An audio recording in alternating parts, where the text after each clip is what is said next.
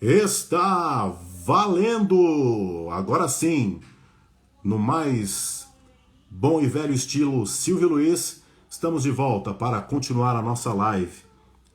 Tivemos um problema de conexão, a conexão do Luiz não estava funcionando.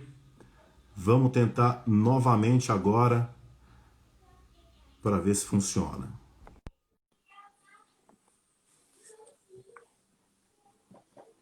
Aguardando o Luiz Lafay, conectando. Gozado, olha, tô aqui, de novo, tô te vendo, tô te ouvindo e não sei o que acontece com a minha câmera que não abre. Deve ter alguma restrição de país para país, talvez no Instagram, né? Alguma configuração nesse Não, sentido. eu fiz uma live recentemente, aí o interessante é que tá me derrubando, né? Engraçado que eu tô caindo. É isso que é Aí muito louco. dificulta a nossa conversa. Mas você ia dizendo, começou fazendo, participando de equipe de baile nos anos 80, começo dos anos 80, isso aí? Caiu o Luiz Lafay. Poxa vida, hein? O assunto mais importante da semana, comunicacional da comunicação.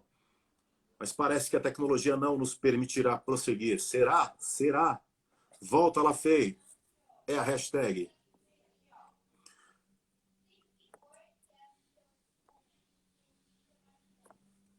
Ele voltou. Conectando. Engraçado que agora eu tava me mexendo. Ué, mas o que será que está rolando, hein? Você me ouve? Oh, chegou! Pronto, Luiz Lafay, eu agora sei o que vai. acontece. Eu tenho um protetor no meu celular para ligações que não devem ser acontecidas, né? Scam, que a gente fala aqui, e ele bloqueia tudo. Tu tá bloqueando até o Instagram. Caramba, entendi. Acho que agora não cai mais. Então, agora oficialmente, seja muito bem-vindo. Um prazer, uma alegria, uma honra ter você aqui para a gente discutir esse tema que é tão complexo, né? E vamos adiante, vamos tocando o barco aqui. Você contava para a gente, começou a trabalhar com comunicação muito cedo, equipe de baile. Isso quando é? Final dos anos 70, começo dos 80? Por aí, exatamente, por aí. Começo dos anos 80, né? Bem no começo dos anos 80, 81, 82, por aí. E foi interessante porque eu sempre gostei de falar, de comunicar com as pessoas, de me comunicar, de conversar com as pessoas. E isso me levou a eu e ao Billy, né, esse meu colega, a gente fazia, esse meu amigo, na verdade, grande amigo, infelizmente eu acho que ele já partiu porque ele sumiu, desapareceu, nós perdemos contato, mas assim, ele é um cara que não estaria longe das redes sociais, ele era sempre ligado como eu nas coisas. E eu lembro que a última vez que a gente se encontrou, ele estava mal, ele estava com diabetes, então eu não sei se ele já partiu dessa vida. Faz muito tempo já, faz alguns anos. E nenhum dos nossos antigos colegas de infância, nenhum de nós encontrou ele. Então acho que ele realmente deve ter. Era filho único, a mãe já tinha falecido. Bom, enfim, voltando ao meu caso. E aí, uma vez, tinha uma rádio aí em São Paulo. Eu sempre esqueço o nome dessa rádio. Ela ficava ali na Doutor Arnaldo, tocava rock and roll, mas não era a rádio rock, não era 89. Era uma. Bom, enfim. Eles faziam um programa chamado O nome do programa eu não esqueço. Sua Discoteca Está no Ar. E eles abriam justamente para pessoas que gostariam de mostrar o seu gosto musical. Isso é o começo, bem começo, dos DJs nas rádios. O pessoal de bailinho ia lá e tal. E eu fui com ele. E nós tocamos a nossa. Fizemos a propaganda da gente, tocamos a nossa seleção musical, trocamos ideias com o locutor. E eu lembro que isso eu já estava com os meus quase 18 anos já. O locutor virou para mim e falou: Você já pensou em ser locutor de rádio? Eu nunca tinha pensado nisso, né? Eu falei, não, nunca. Ele falou: Você leva jeito, porque os DJs não conversavam naquela época. Né? Só tocava, né? Só Só desconectava. tocava. E os poucos que tentavam falar, não saía lá essas coisas. Né? E eu sempre fui. bem articulado. Sempre achei importante a gente aprender, estudar, ser bem articulado. Tive bons professores. E aí ele falou, você gostaria de... Você nunca pensou nisso? Eu falei, não, nunca pensei nisso. Ele falou, você leva jeito para isso. E eu gostei daquilo que ele estava fazendo lá, sabe? Achei interessante. Fiz o curso, e aí ele me deu a dica, ele falou, ó, tem um curso no Senac, assim, assim, tal, tal, tal. O professor na época era o César Rosa, grande César Pô, Rosa. César Rosa.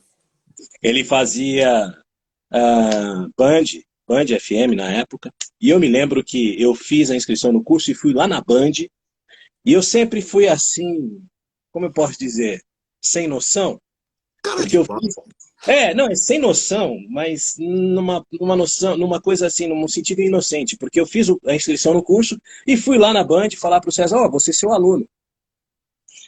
E o César ficou olhando para mim, ele me tratou super bem, um gentleman, né? Somos amigos até hoje. E aí eu me lembro que fiquei lá um tempo, falei para ele que ia fazer o curso de locução, e saí de lá. E fui para casa e tal. E aí fiz lá o teste, porque existia um teste, existia Sim. Um um vestibular, né? vestibular para poder entrar, né? E aí que eu fui fazer o vestibular, passei. No primeiro dia de aula, ele entrou, olhou para mim e falou, eu não acredito. Aí eu virei para ele e falei, ué, eu falei que ia ser seu aluno, né? Depois ele foi explicar a história de que quando eu cheguei lá e falei para ele que eu ia ser aluno dele, que eu fui embora, ele virou para os caras lá e falaram assim, meu, esse cara sem noção, maluco, né? Nem fez o teste, nem sabe se vai passar, já falou que vai ser meu aluno. Tem uns caras sem noção hoje em dia, e eu tava lá. E o interessante é que no final do curso, eu fui o único aluno que saiu empregado, porque ele me deu o primeiro emprego. Pô, que demais, hein? Tá vendo? Marcou, né? Marcou, pô. Você Mas começou por quê? onde? Esse primeiro Porque emprego eu fui foi na atrás. Band mesmo? Não, eu comecei em Oswaldo Cruz. Já ouviu falar em Oswaldo Cruz? No interior de São Paulo, né? Lá pertinho do Mato Grosso, 1 hora É do um Mato Grosso. rolezinho. É um Nossa. rolezinho. Eram 8 horas de viagem de ônibus, isso eu lembro. E eu lembro que na época que eu cheguei lá, ele falou, olha, é uma cidadezinha assim, lá no finalzinho de São Paulo. Eu tenho um programa de rádio lá gravado, mas eu gostaria que você começasse lá, porque você tem potencial e o detalhe, com isso você vai aprender tudo sobre rádio. Você vai aprender a locução e os bastidores, porque nessas rádios do interior a gente tem que fazer de tudo. E é verdade, Sim. se você estiver disposto a aprender, né? Eu tenho, inclusive, um grande amigo, Wagner Menezes, que ainda trabalha lá, até Mesmo hoje, rádio? na mesma rádio. Agora ele é dono da rádio, né? Vamos dizer assim. Ou então tá com a plaquetinha de patrimônio da rádio. Patrimônio.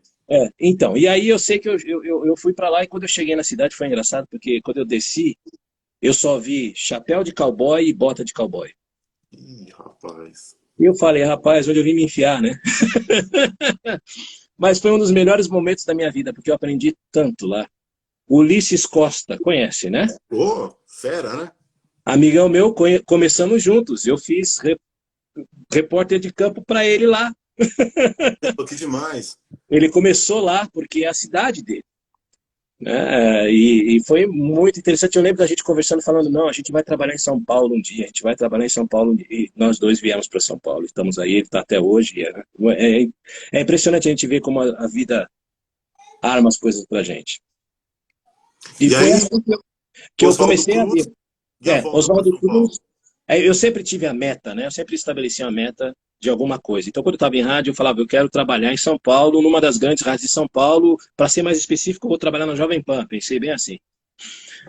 Então, de Oswaldo Cruz, eu fui para Bauru. E aí, Bauru, nasceu o Luiz Lafay em Bauru. O Luiz Lafay nasceu em Bauru num programa de rádio chamado Love Songs. Love Songs. Era das 10 da noite às 2 da manhã. Era gravado, eu comecei a fazer ao vivo. E assim, eu dominei a região o tempo todo que eu tive lá. A região de Bauru e região não tinha para ninguém nesse horário, era só meu. Né? Primeiro lugar o tempo todo. Implantei todo o histórico que eu conhecia de rádio e da Rádio Cidade da época, do Love Songs. Eu tinha um amigo que trabalhava no Love Songs, inclusive, né? O Beto Medeiros, que está em Presidente Prudente. E aí a gente cresceu ali. Dali nasceu o Luiz Lafay, dali eu fui para São Carlos, depois eu fui para Araraquara, e aí nasceu o Luiz Lafay, comunicador da tarde, porque saiu daquela coisa romântica e pauleira.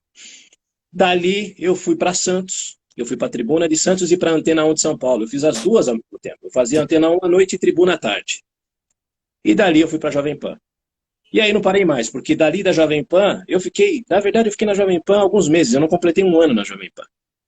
Eu fui da Jovem Pan, eu fui fazer parte da primeira equipe que subiu o sinal de satélite de rádio do Brasil. Transamérica?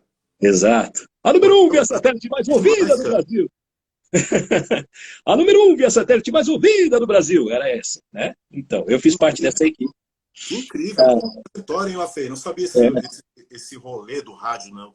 Mas me fala uma coisa, de Oswaldo Cruz até Transamérica, quanto tempo mais ou menos? Eu comecei em Oswaldo Cruz em 1988, em 1991 eu estava estreando na Jovem Pan. Em 1992 foi quando subiu o sinal de satélite para todo o Brasil e eu estava lá. 4 aninhos aí de caminhada, comendo a 4 anos de caminhada para chegar na capital. Demais. E como é que foi essa experiência aí com todo o time lá, o Marcelo Braga, todo o pessoal montando essa primeira rede no Brasil, que era um negócio não tinha, monstro, né? Monstro. Foi uma coisa monstro. E assim, interessante, porque nós éramos uma equipe, o Marcelo Braga, ele tinha uma coisa, quer dizer, tem ainda, não morreu, tá vivo? Ele tem uma coisa que marcou muito. Ele ouvia a equipe. Então nós tínhamos reuniões semanais, onde todo mundo dava a sua opinião e todas as opiniões eram consideradas. E quando a gente estabelecia um plano, todo mundo estava de acordo. Então era uma equipe muito coesa, muito unida, amigos mesmo, né? Então um segurava a ponta do outro, um ajudava o outro e a gente, tanto que nós ficamos. Eu lembro que ele lançou um desafio na época, ele falou, olha, a cada mês que nós tivermos em primeiro lugar no Ibope, eu vou fazer a rádio pagar um rodízio no Porcão. Conhece o restaurante Porcão? Quer dizer, o que era, na época, era assim, absurdo de caro, né? Nós ficamos mais de um ano comendo no Porcão, só pra você saber. Caramba, cara, que demais, hein? Arrebentava o sucesso, né? Foi muito bom, foi uma época muito boa. Aí dali eu fui para... Eu virei coordenador, na verdade, dali eu virei implantador de rede.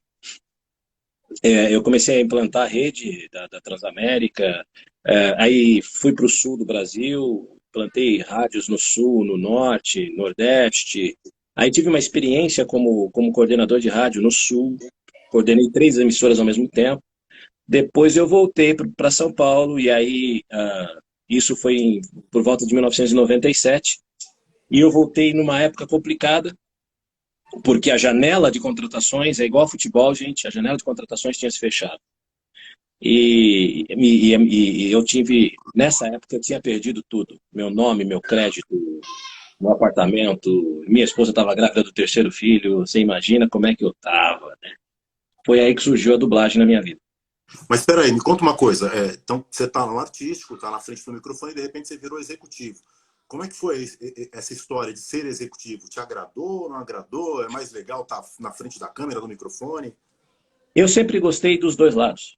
Eu sempre gostei de aprender. Lembra que eu falei lá atrás? Eu sempre achei importante aprender e tal. Sim, isso é uma coisa que meu pai colocou no meu coração e eu nunca esqueci. Ele falava, você pode às vezes não gostar do que se está fazendo, mas aprenda com isso, porque lá na frente isso pode servir para te ajudar em alguma coisa.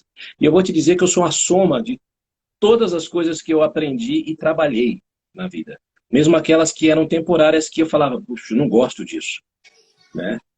Por exemplo, eu fui um dos primeiros a mexer com a internet no Brasil. Nos primeiros sites do Play Center eu estava envolvido na construção, programando HTML puro. Então eu sempre... Por quê? Eu gosto de aprender. Eu sou uma esponja, eu gosto de aprender. Então, eu adorei o tempo em que eu fiz a implantação de rádio, sabe? Eu achei fantástico, porque você passa todo o treinamento, ajuda a comprar os equipamentos, dá treinamento para os funcionários, padrão, isso, aquilo, ajuda os locutores a fazer e tal. É sensacional. É sensacional. É uma outra área, né? E aí implantou, veja bem, somou isso com a experiência de locutor e com a experiência de DJ. Você percebe que tudo se complementa, né? Sim, sim. Então, eu tinha uma bagagem, tenho uma bagagem boa nisso. E quando eu fiquei desempregado, eu tive um grande amigo chamado Sérgio Sestaro. Eu fui abençoado com bons amigos, sou Isso, abençoado com isso ótimos é amigos. importantíssimo, né? O Sérgio Sestaro, ele salvou minha vida. Eu falo isso para ele, ele fica vermelho, mas é verdade. Então, é que eu admito claramente para qualquer um. Porque eu estava desempregado, sem perspectiva, ah, e ele trabalhava numa assessoria de imprensa do governo do estado de São Paulo na época do Covas. É uma empresa que fazia assessoria para o governo. E Certo. lá eles faziam notícias, notícias para rádio, notícias para TV, essas coisas. E eu fui fazer a parte de implantação de internet para eles, na experiência que eu tinha tido no começo. Então eu ajudei eles com isso. E aí surgiu a oportunidade que quando foi o Covas se reeleger, eles estavam trabalhando em fazer a campanha de rádio do Covas. E eu comecei a fazer os jingles. Então teve aquele jingle que Caramba. marcou teve aquele jingle que marcou. Eu lembro que o Maluf fazia a campanha do Maluf, tinha o Fat Family, lembra? Não sei se você lembra disso. Essa eu não E, vou lembrar, ela fez que eu sou millennial, né? Você sabe. ok. Tinha o Fat Family fazendo um jingle. E nós fizemos uma paródia daquele jingle. E eu me lembro que foi esse jingle que ajudou a virada dos votos para o Covas ganhar. Então, quer dizer, eu tive alguns bons momentos, assim, uns momentos interessantes na minha vida com relação a isso. E aí, ah, paralelamente a isso, eu comecei na dublagem.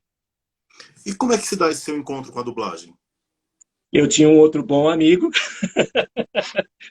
que é ator, ah, o Maurício, né? E ele falou para mim assim, ó, ele é carioca, né? Ele falou para mim, ó, o estúdio BKS está fazendo testes para atores em dublagem. Eu esqueci de passar um detalhe nesse meio tempo. Eu trabalhei com o Irai Campos, eu fui gerente do estúdio dele, da Fields. Da Fields. E eu lembro que a gente levou a Fields para publicidade, começamos a fazer publicidade. Então a gente fazia muita narração, muito vídeo publicitário, muita coisa. E aí eu sempre adorei cinema, sempre adorei filme, desenho. E era ator amador. E aí eu fui lá na BKS, eu estava desesperado para trabalhar. Fiz estágio de uma tarde e marquei o teste para o dia seguinte. Uau. Se E, jogou. de novo, sem noção, porque eu não sabia que tinha um História lá do trâmite. César Rosa. Tinha um trâmite, né? Eu lembro que a Márcia Gomes, você deve ter ouvido, conhece a Márcia Gomes, Sim. eu lembro que era ela que estava lá. E ela virou para mim e falou, você tem certeza que você quer fazer o teste amanhã? Eu falei, tenho, claro, tenho, não. E eu estava plenamente confiante de que, não, Super beleza. seguro, né? Vambora, vou Super arrebentar. seguro. No dia seguinte, eu cheguei lá, no dia que eu fiz o estágio, não tinha ninguém. No dia que eu fui fazer o teste, tinham 8 pessoas lá, Caramba. fazendo estágio. E aí, oi, tudo bem? Oi, tudo bem, tudo bem. E foi aí que eu me toquei que eu fui sem noção. Porque, tudo bem, tá lá. Você veio fazer estágio? Eu falei, não, eu vim fazer teste. É? Quanto tempo você fez de estágio? E eu falei, ontem à tarde eu passei realmente uma tarde fazendo estágio, assistindo. Não, ontem à tarde eu fiz estágio e todo mundo, e já vai fazer o teste? Uau, como assim? Né? Eu falei, na minha cabeça veio assim, eu acho que eu dei bola fora, né? Eu falei, bom, agora eu já estou aqui, bora lá. Eu Apareceu tava O César Rosa aqui, né? Sem noção. E foi engraçado, porque aí o técnico, de sacanagem, me deu uma folha com cheia, o texto cheio. E era uma discussão do meu personagem com outro personagem, aquela coisa de gato e rato, muito rápido. E eu lembro que eu fiz o teste, e rolou um silêncio depois do teste, anormal, porque eu falei, e aí, deu tudo certo, tudo bem?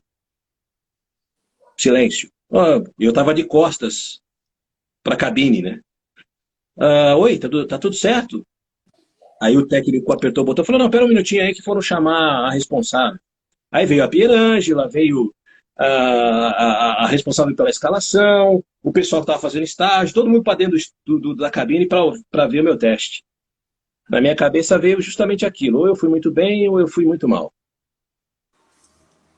Acabou de assistir o teste, a Pierângela apertou o botão e falou, você tem horário para amanhã à tarde? E foi assim Caraca, que eu que fui para dublagem. demais. E me parece que deu meio certo essa história aí da dublagem para você, né? Pois é, pois é, pois é. Tem alguns personagens, alguns atores icônicos que você já dublou. Você pode contar uns 3, 4 aí, só para quem está assistindo, de repente, não tem Posso. carreira? Atores de carne e osso. Cuba Gooding Jr., já dublei ele muitas vezes. Forrest Whitaker, muitas vezes. Inclusive, o último mesmo trabalho meu do Forrest Whitaker foi um pouco antes de eu vir para cá, para os Estados Unidos, que foi o Rogue One do Star Wars. Eu tive que fazer aquela voz, exatamente como ele fazia. Caraca. Não, foi engraçado, porque não era para ser eu. Aí vem outros assuntos que não era para ser eu. Tentaram com um monte de gente, não deu certo, me chamaram para fazer o teste e peguei. Mas, enfim. Ah, porque eu já sabia como era o cara, né? Então, dublei então Forrest Whitaker, Cuba Gooding Jr., já fiz um filme com Jim Carrey chamado 23, sensacional. E, dublei o Hairspray, sou eu que faço o John Travolta. Que demais. Então tem algumas coisas, isso é carne e osso. E aí fora os animes, que tem muitos desenhos, e animações e por aí vai. Fora o clássico, né? Cavaleiros do Zodíaco. Ah, e sim, os Cavaleiros do Zodíaco, Xion de Ares, que também é engraçado, porque eu assistia quando era moleque e depois fui dublar. É muito doido isso. É muito doido isso, muito legal. Demais, né? Tem um outro momento da sua vida que eu imagino que seja marcante, que é a história de ser garoto propaganda das Casas Bahia. Então, de repente, Sim, tudo isso aí aconteceu na sua vida, uma carreira consolidada na dublagem, e você vira ator de propaganda e um dos rostos mais conhecidos do país. Como é que é esse momento aí de repente, você entrar num lugar e todo mundo te conhecer? é muito interessante, né? Foi um momento muito curioso. Eu não podia ir no supermercado, eu não Eu podia. imagino, tem um lado horrível, né? De você não poder pisar Não, na não, rua. não, não, eu não achava horrível. Era curioso que eu não podia ir porque o pessoal me cercava, queria autógrafo, queria saber de oferta, olha, de tudo aconteceu. É muito louco, é TV em muito louco. oferta lá? Não, pô, escuta, eu vi você falando de uma oferta essa semana. Escuta, como é que é mesmo essa oferta aí? Eu vou lembrar da oferta, né? E eu tinha que, e aí eu percebi que eu falei, eu preciso lembrar de tudo que eu falo durante a semana, porque eu preciso, né, manter a imagem, inclusive, da empresa que eu estou trabalhando. Então, depois do começo, aí eu acostumei. Mas era muito legal, era muito engraçado, era muito divertido. E o carinho que as pessoas tinham por mim era impressionante. É impressionante, até hoje, muita gente lembra. Foram 6 anos, né? Você tem ideia de quantas Seis peças anos e foram meio. produzidas? 6 anos e meio. Então você imagina que a gente gravava toda semana os comerciais da semana inteira. 7 por semana, multiplica por 6 anos e meio e você vai ter o número de peças que a gente gravou. Caramba, é muita coisa, hein? Muita É coisa. muita, é Mas muita. esse processo era agradável ou era um processo muito desgastante para você? Eu diria que era cansativo. Era cansativo. Mas eu adoro trabalhar. Eu gosto de trabalhar, sempre gostei de trabalhar. E recebia por isso. E recebia bem por isso. Não recebia mal, recebia muito bem. Então, assim, eu sempre estive muito feliz. Sempre trabalhei muito feliz e sempre, assim, o clima. Aí que tá, muitas das coisas, o clima quem faz somos nós. Mesmo na dublagem. Nós temos colegas que entram reclamando e saem reclamando. Aí fica difícil, né? O que acontece? Depois de um tempo, as pessoas falam assim: não vou chamar fulano de tal, não, que ele só reclama. Nada tá bom, nada tá bom, nada tá bom. Não é, a gente acha que a gente tem que é aquilo, aprender com o que a gente está fazendo, gostar do que a gente está fazendo. Se a gente gosta do que a gente está fazendo, as oportunidades aparecem. Né? É isso que acontece. E foi isso que aconteceu comigo. Acho que todos os exemplos que você trouxe até o momento, né, vão de encontro a isso. Ter Né? alegria, ter vontade de fazer o negócio, conhecer as pessoas, tratar todo mundo bem. Ser sem noção, às vezes, pode ser interessante também, né? Não eu digo sem noção, mas eu acho que a palavra certa é saber quem você é. Eu sempre soube, sempre tive consciência de quem eu sou e do que eu sou capaz. E no meu vocabulário não existe não posso, não dá e não consigo. Eu não posso hoje, por algum motivo, mas amanhã eu vou poder. Eu não consigo hoje, por algum motivo, mas amanhã eu vou conseguir. Não dá hoje, Mas amanhã vai dar. Seja porque eu tenho que aprender alguma técnica nova, seja porque eu tenho que, enfim, eu tenho que me desenvolver, eu tenho que sair da minha zona de conforto e transformar essa zona de desconforto em conforto. Se eu nunca fizer isso, eu vou ficar no meu mundinho, e aí eu vou olhar os outros conseguindo fazer as coisas, e vou falar assim, eu queria tanto ter feito. Bicho, vai lá, tenta. Ok, falhar faz parte, o erro faz parte. Você não conseguir faz parte. Opa, não consegui. Então eu vou parar para analisar por que deu errado. Por causa disso, tá ok. Vou me preparar melhor da próxima vez e vou tentar de novo. Ou vou fazer outra coisa. Até que eu descubra. É assim que funciona, né? Muito bem. E deixa eu te perguntar uma coisa. Beleza, você está aí nos Estados Unidos agora. E dentro da área artística, o que você tem produzido? Você tem gravado para o Brasil? Tem gravado bastante coisa em inglês? Como é que está a sua carreira nesse momento? Ok, eu cheguei aqui nos Estados Unidos 3 anos e meio atrás e, como eu disse, eu vim por três motivos, né? O primeiro era família, o segundo era estudo e o terceiro era carreira. Então eu vim porque minha filha estava para se casar, eu vim também porque eu falei, vou aproveitar já que ela vai se casar, a gente tem 6 meses de visto, quer dizer, vou ter mais, a gente prolongando, dá 1 ano, eu vou aproveitar e vou dar um upgrade no meu inglês, né? E eu tinha algumas possibilidades de emprego aqui, né? Então, eu vim com um visto diferente, eu vim com um visto chamado de O1, que é para pessoas com habilidades extraordinárias. Eu acho tão pomposo esse nome, mas é o nome que ele tem. Então, é concedido a artistas, a esportistas, enfim, quem se destaca no seu meio, você. Então, aí eu vim com esse visto e cheguei aqui. Ah, Dei o meu upgrade no inglês, estou dando até hoje, né? E as oportunidades de trabalho apareceram. E uma agência de atores aqui da região do Meio Oeste, a maior da região do Meio Oeste, chamada Stars Talent Studio, para você ver como as oportunidades aparecem. Eu estava trabalhando, fazendo um bico, na verdade, para o meu cunhado. Olha que loucura. Eu estava fazendo um bico para o meu cunhado, porque meu pai era marceneiro, e eu aprendi a marcenaria. Eu sei, eu sou marceneiro. E aí eu estava fazendo uma parte de marcenaria na casa dele.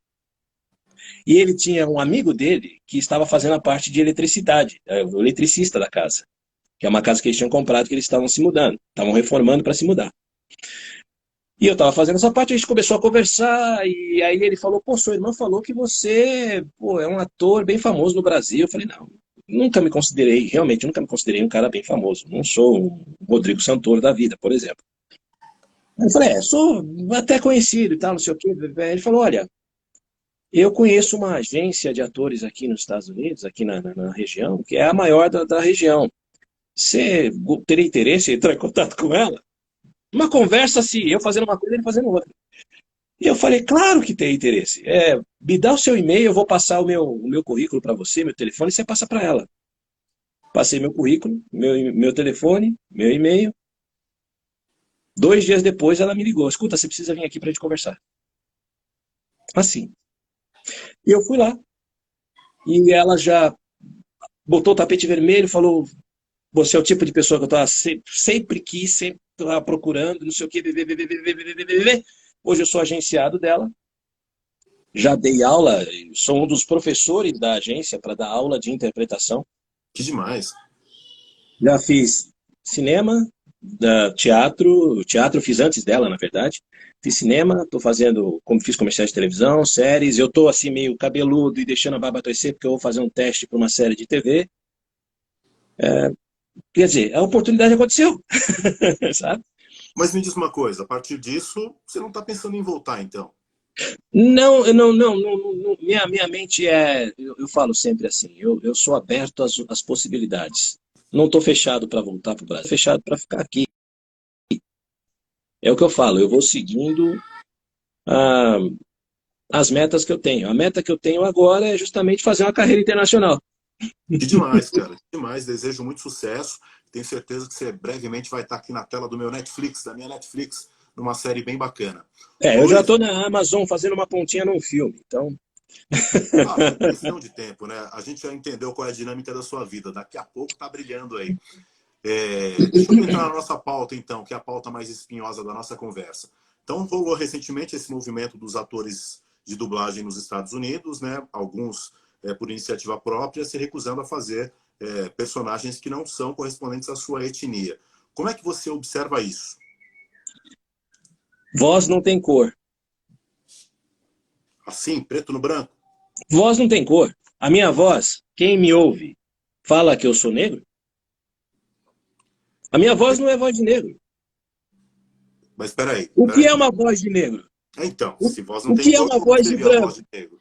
Exato, é isso que eu estou dizendo. O que é uma voz de branco? O que é uma voz de negro? Agora, o que é um estereótipo é diferente. O que é uma voz de nordestino? É uma voz. Agora, o que é o estereótipo do nordestino? Oh, gente, isso é o estereótipo, não é? Então, o que é o estereótipo de um negro aqui nos Estados Unidos, que aliás eu já perdi trabalho aqui, por não falar igual eles. Nonsense. Eu não falo assim. Meu inglês é normal. Mesmo meu português é normal. Percebe? Se quem me conhece já viu os caras que eu dublei, eu dublo do chinesinho até o negão tizil.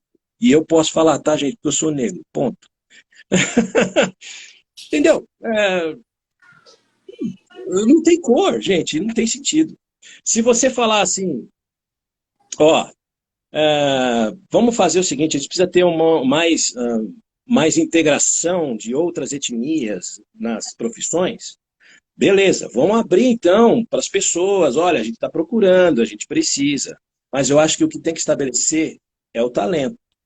Se você tem talento, beleza. Se você não tem talento, procura ter, procura obter. É aquilo que eu falo. Hoje não dá, mas amanhã pode ser. Mesmo aí no Brasil, e ó, eu já passei por muito racismo, tanto no rádio, quanto na dublagem, quanto. Já passei, é normal. Quando eu era adolescente, com 16 anos de idade, eu fui jogado para fora de um ônibus em andamento por um policial. Que horror. Que horror, né? Eu tô com 52 anos.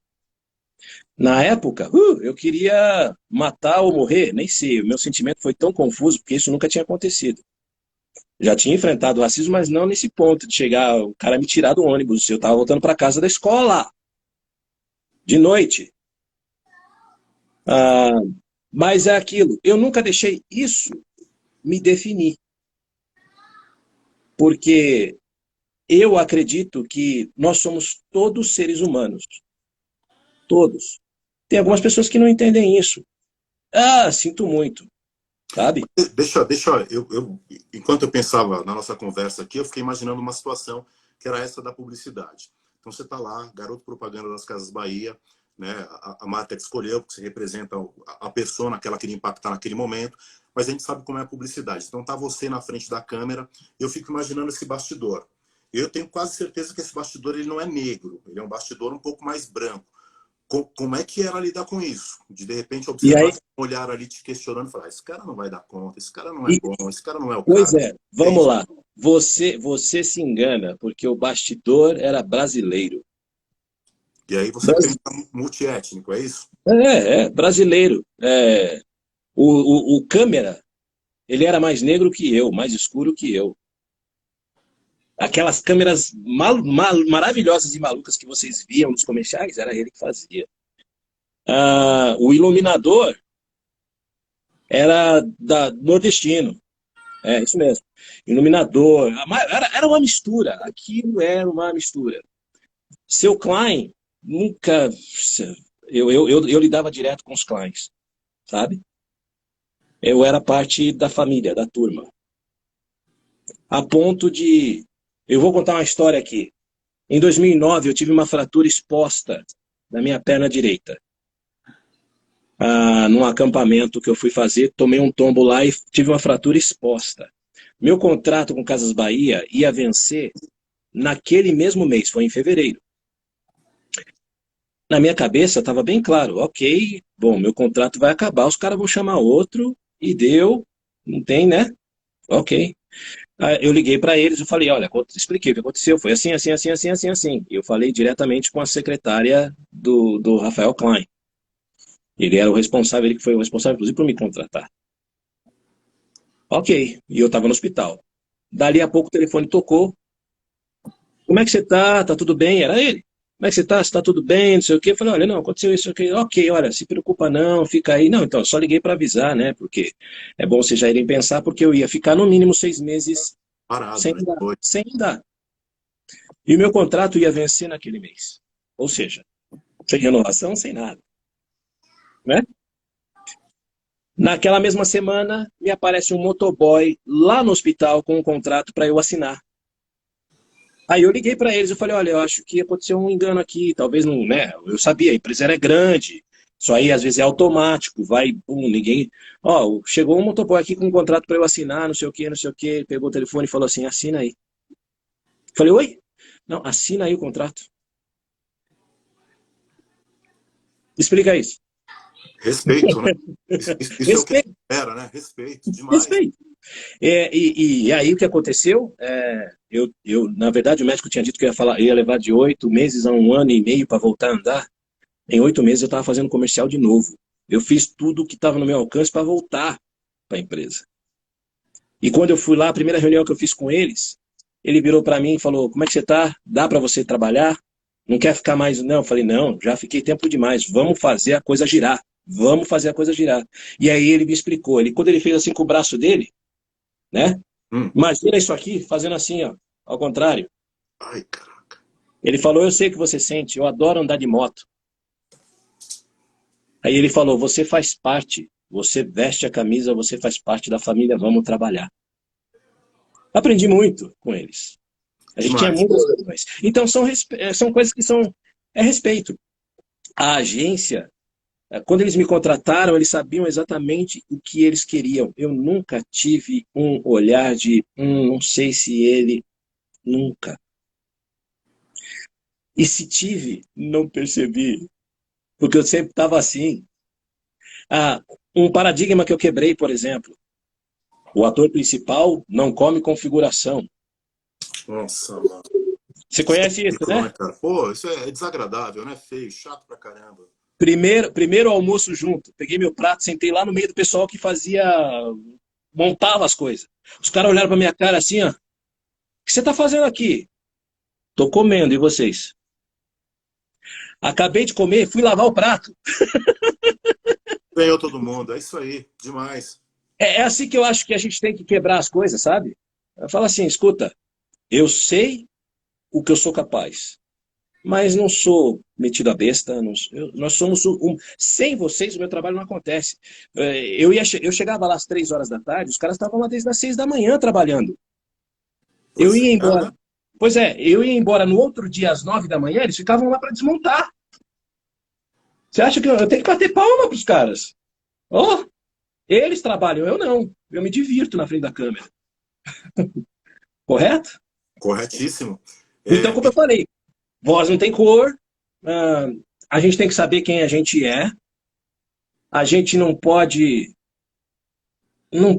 se deixar, óbvio, não pode se deixar pisar, mas também não tem que pisar em ninguém, não,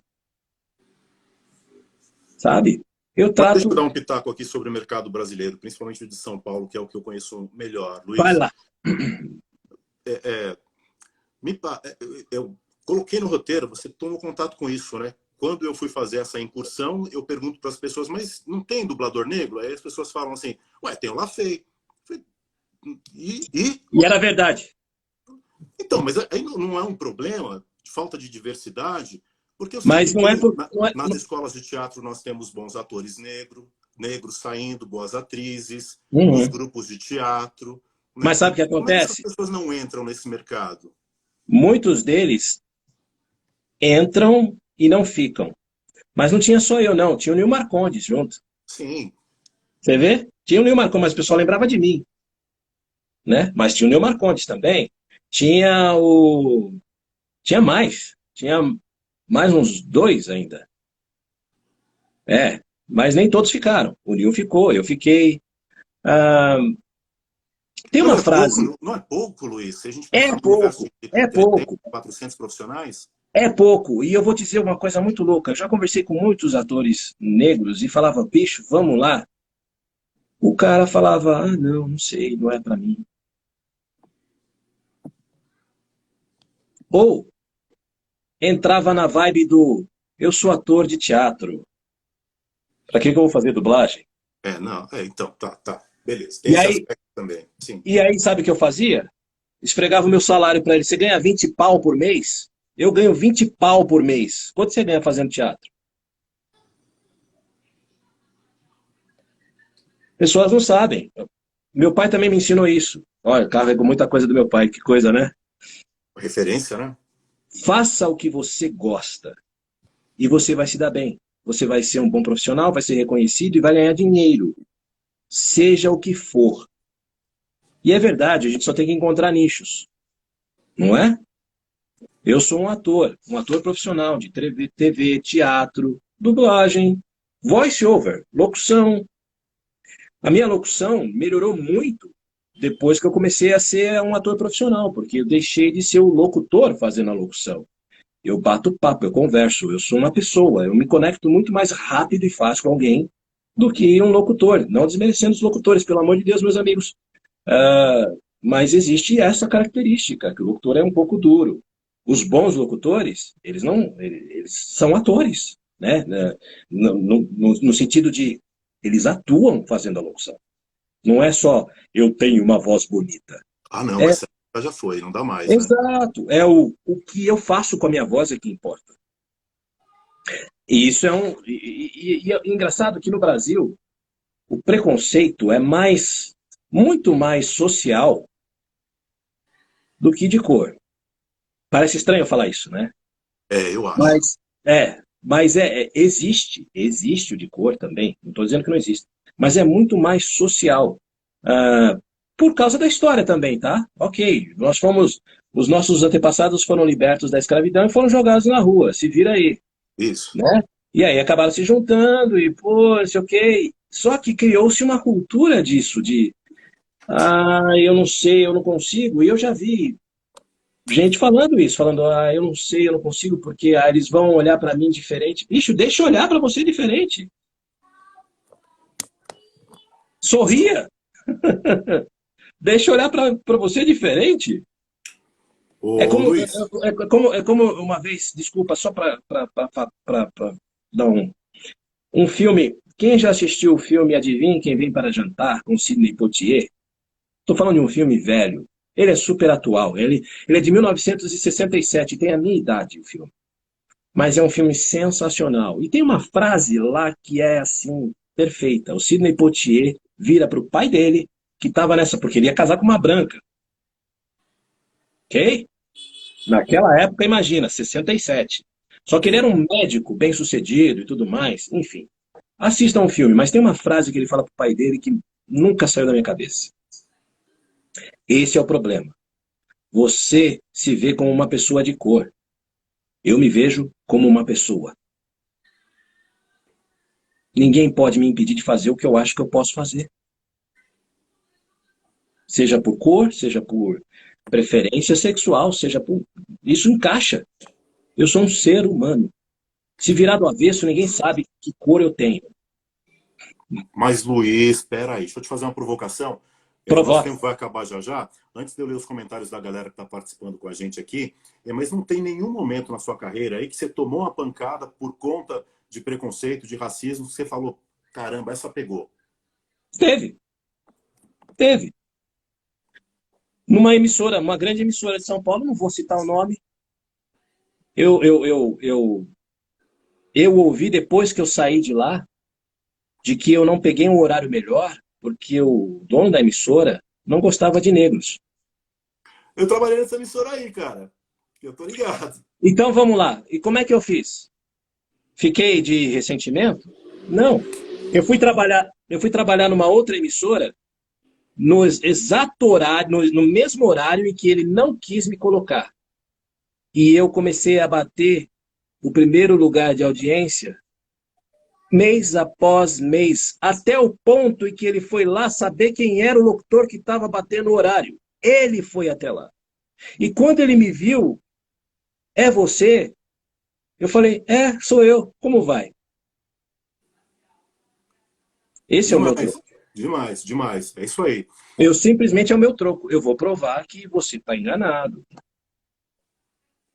É isso. Sim, doeu muito na época. Doeu. A rádio que eu fui depois eu posso falar porque é uma alegria. Eu fui para a Nova FM. E eu fazia Nova FM à tarde. Foi o primeiro programa que teve patrocínio de uma empresa, uma empresa. A empresa patrocinou e a gente fazia o comercial do produto. Quer dizer, de tão bom que foi, o programa arrebentava. Então, quer dizer, é aquilo, a gente tem que sair da zona de conforto e meu pai também dizia, deixar de ser casca fina. É isso aí, tem que endurecer para aguentar porrada, não é fácil Casca não. fora, cascadura, seja cascadura, bicho. Até porque, cara, eu não tenho que agradar todo mundo, eu não tenho que agradar o cara. Bicho, tem que agradar um cara só. Você sabe que esse dono de rádio aí, os caras me botaram tanto pânico, e aí um dia tinha um recado que era para eu ir falar com ele, que ele queria me conhecer. Eu falei, pronto, ferrou, né? Vai me conhecer, vai me mandar embora. Né? Mas não foi isso que aconteceu, não. Ele reconheceu o meu trabalho, estimulou e seguimos adiante. Mas eu ouvi coisas muito horríveis a respeito da Você postura sabe dele, como eu saí principalmente de no lá? passado. Oi? Você sabe como eu saí de lá? Como? Tinha uma reunião, eles tinham reuniões semanais. Naquele dia, houve um piripaque no trânsito de São Paulo. Eu não tinha carro, eu tava, né? Tava de ônibus. Eu cheguei 5 minutos atrasado na reunião. Putz, E ele gritou comigo na frente de todo de mundo de todo um mundo. jeito que. E realmente, eu tive vontade de voar no pescoço dele. E eu me lembro que um dos meus colegas, um dos nossos colegas de trabalho, falou assim: Eu achei que você ia voar no pescoço dele. Você tava de um jeito que tava para pular no pescoço dele. Ele me humilhou tanto. Eu simplesmente respirei fundo, virei as costas e fui embora. E eu tinha um horário para fazer depois. Eu não voltei mais. Eu fui embora. Fui embora. Fim de papo, Ah, sim. e aí o coordenador ligou para mim: Pô, você. Não, falei: Não. Fechou. Meu período aí já vi que não, obrigado. Obrigado. Obrigado. Eu não quero. Não quero isso para mim. Ok? É uma pena. Eu sei que ele mudou muito. Eu sei que ele mudou muito. Mas, fazer o quê? Deixei para lá. A galera tá Eu, curiosa aí, né? Os meus alunos já sabem de quem que a gente está falando, mas eu não vou contar para todo mundo, não. Ô Luiz, vamos ver aqui as interações que a galera colocou durante o nosso papo. vai lá. Bastante gente interagiu com a gente, muito legal. Você é um cara Ó, muito querido, pelo que o pessoal escreveu aqui. Que obrigado, demais. pessoal. Obrigado, obrigado. Só para você lembrar, nós temos sim uns 15 minutos ainda, que a gente começou 4h10 essa outra aí, tá? Ah, é verdade, eu estou pegando o horário No horário anterior. É antigo. verdade, teve um atrasinho. Mas deixa eu colocar aqui o comentário do Caldani. Fala, ó, voz é igual sangue, não tem cor. Somos Exato. todos humanos. Concordo, concordo. Eu acho que assim, é um movimento simbólico, tá? Ok, é um movimento simbólico e tal. Mas quando a gente fala eu estava discutindo isso com um amigo meu que trabalha na Netflix. É complicado porque você fala assim, ok, então tá, o cara não vai dublar mais, não vai fazer a voz original do Abu, porque ele não é paquistanês, ou seja lá o que for. O Homer é amarelo. Quem que você vai pegar lá para fazer o Homer? Os Smurfs são azuis, não é? Os Transformers são robôs. Não tem sentido, é animação, nós estamos falando em animação, nós estamos falando em desenho, nós estamos falando em estereótipos, inclusive. Principalmente falando de Simpsons. É estereótipo do começo ao fim. É crítica, crítica social, crítica. É estereótipo. Sorry. O personagem foi criado assim. É a mesma coisa de South Park. É estereótipo. Então, como é que eu vou falar? Não. Hum, entendeu? Eu sei que é um movimento simbólico, eu entendo, mas eu acho que dá para se fazer melhor. Dá para se fazer melhor. E vou dizer Qual para seria a você, sua sugestão para a gente implementar aqui no Brasil? Você tem os dubladores acompanhando a gente aqui. O que, que você diria? O que, que dá para a gente fazer para melhorar e deixar o mercado mais diverso? Furar esses clãs familiares que dominam o mercado, principalmente em São Paulo. Olha, mas é que tá. O clã tá lá, mas as pessoas do clã, nem todos, é claro, os clãs estão lá, mas as pessoas dos clãs mostraram que têm talento. E eu acho que é válido, ok. Ah, eu demorei para conseguir, por exemplo, entrar na Alamo, pra dublar na Alamo. A Angélica Santos era a coordenadora da Alamo. Era muito difícil entrar na Alamo. Foi muito difícil para fazer teste. Mesmo assim, quando eu fui fazer teste, meu teste foi péssimo. E aí eu fui colocado para fazer uma pontinha, junto com outro cara que tinha ido muito bem no teste, e ele foi fazer um papel grande. E aí, quando o Wendel Bezerra viu eu fazendo a pontinha, ele ligou para a Angélica e falou: Você tem certeza que essa é a escala? Porque vou dizer para você, eu acho que eu vou inverter aqui. E aí ele inverteu. Depois ele veio me contar essas histórias, né? Eu acho que ainda vai daquilo. A gente tem que ir. A gente tem que ir atrás. O não a gente já tem. Sim, Eu sim. vou. E outra, não vou ficar. O cara me tratou esquisito, ok, eu vou impor um respeito, mas eu tenho que ser classudo, é muito mais bonito. É muito. Você fala assim, você quebra qualquer coisa com classe, com gentileza, você quebra qualquer coisa. Ó, seguindo aqui, a Brise diz assim: baita profissional, baita ser humano. Valeu, Brise. O Obrigado, Adalberto Brice. CH dizendo respeito pelo profissional. Vera Lúcia aplaudiu bastante. Obrigado, gente, obrigado. Quero Mas esse lembrar, sou eu. pessoal, vocês que estão assistindo a gente aí, para que você possa colocar uma opinião sobre essa discussão aqui nos comentários, né? Que você não faça perguntas, mas que você nos ajude a construir um painel mais amplo a respeito dessa temática. A Teacher Sil, ela disse que você arrasou.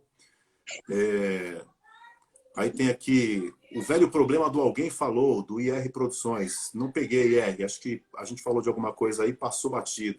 Oi, aí, bota aí o que que é. Se for possível, a gente fala. É que eu acho deselegante eu ter que falar de uma pessoa, de uma coisa que aconteceu há quase 20 anos. Então, não tem sentido. Sabrina Godinho, sou fã do Lafay, isso aí, demais. Obrigado, Sabrina.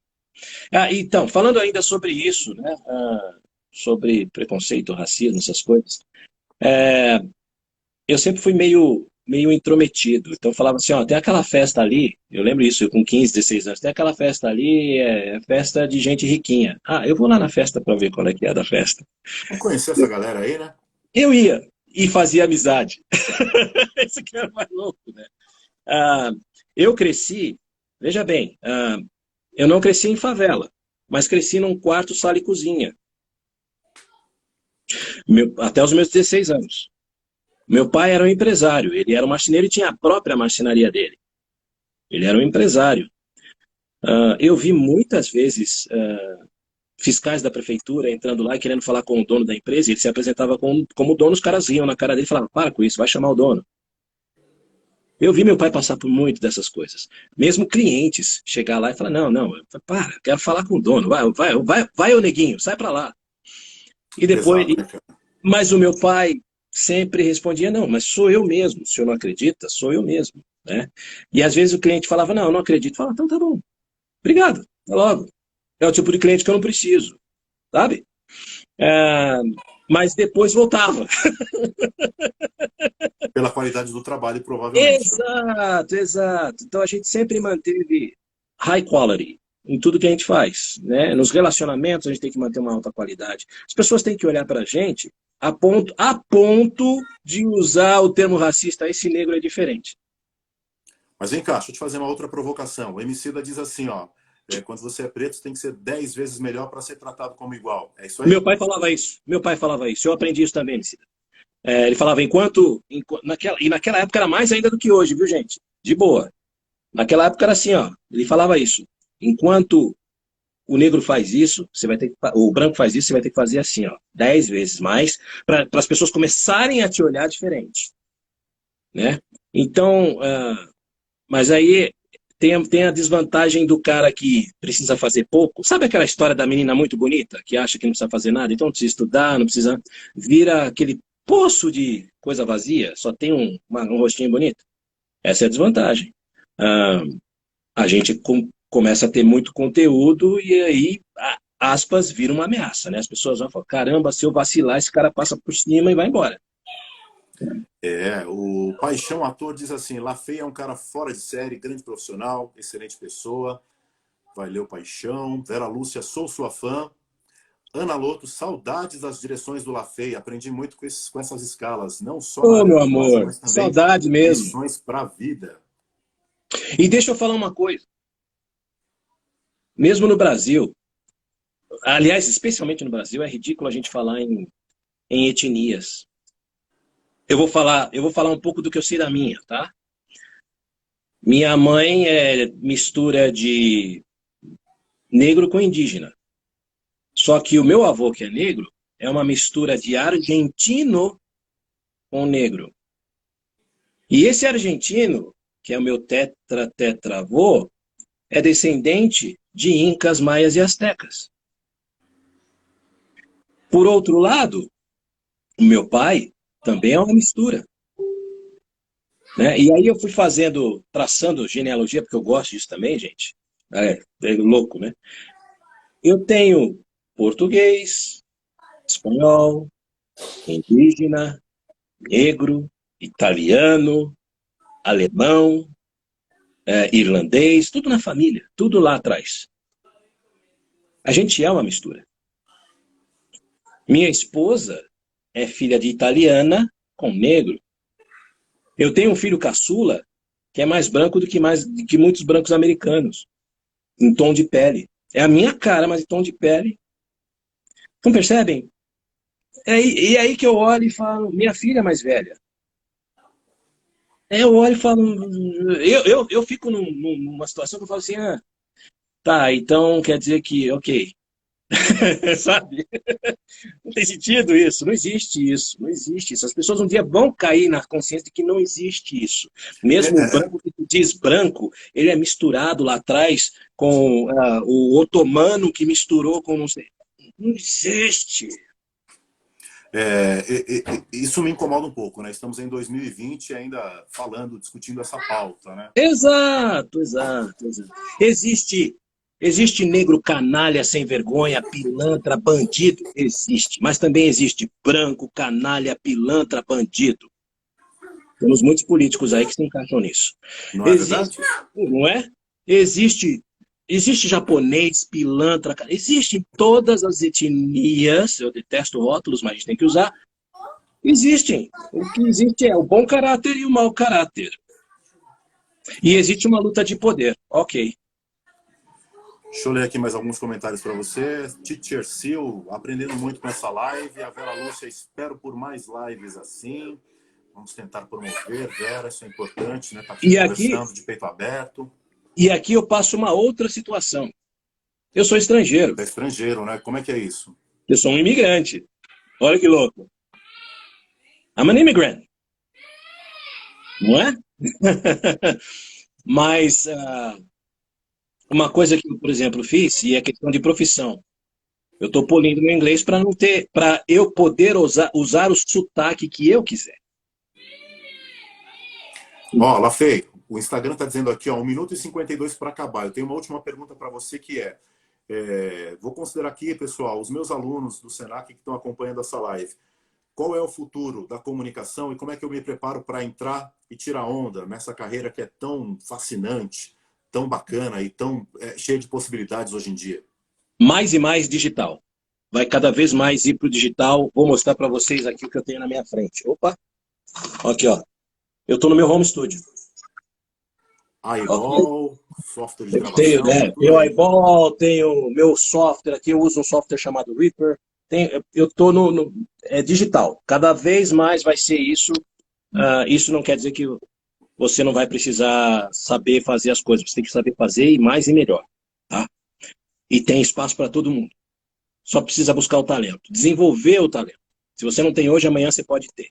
Desenvolva o talento. Vamos pegar aquela fala do César Rosa, como é que ele fala? Sem noção, vamos transformar isso em seja ousado? O que você acha? Seja ousado. Vá atrás. Corra atrás. Não interessa que etnia você seja.